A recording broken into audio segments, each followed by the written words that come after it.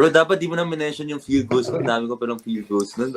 pero more than 50% pa rin yun, bro. So, efficient. 70 ba yun? Parang that's the first time I heard of that again. 70 attempts. It's wild. Wild yun. Yeah, siguro, swerte lang ako in that game. Syempre, first is, may support ako dun sa team ko, sa teammates ko. Yeah. And also sa coach ko, sa daddy ni Mikey, si Coach Badal Reyes.